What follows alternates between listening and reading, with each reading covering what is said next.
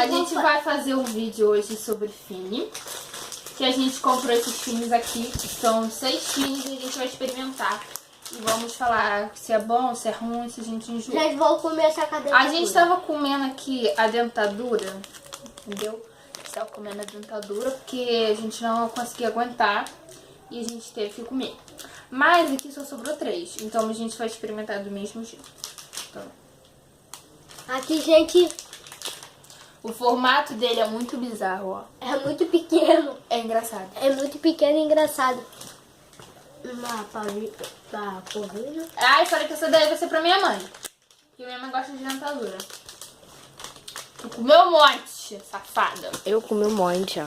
A gente vai experimentar agora É pra me dar, tá? Bananinha. da bananinha. Vira, gente. Bom. Mostra. A gente vai experimentar esse daqui da bananinha. Aqui, me dá na minha mão, por favor. Aqui. Bom, da dentadura é bem gostoso. Não é ruim, não. É só abrir assim, ó. Abre já. Ou, é pra me dar, tá? Tá, calma.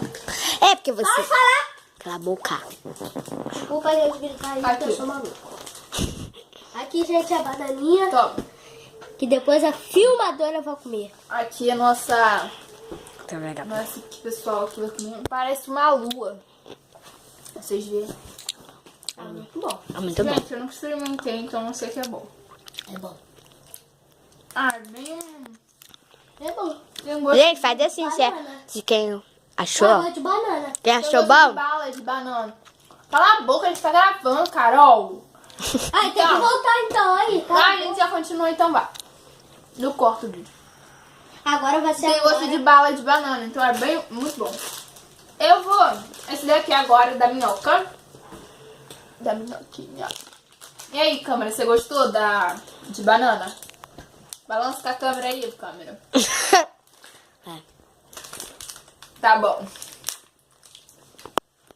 De minhoquinha. Eu já gravei um vídeo com a minha prima, a Carol, que tá gravando aí. Que eu não- Ela não gostou do azul.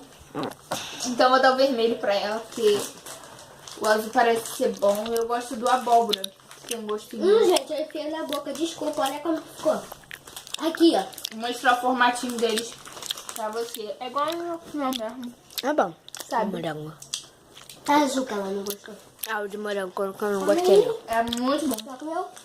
É muito bom esse da cama. Agora, Agora a Mora. vai abrir. Gente, vai ser a Mora agora que a minha prima também, Carol. Não vou comer. Fez um vídeo, ela não gostou.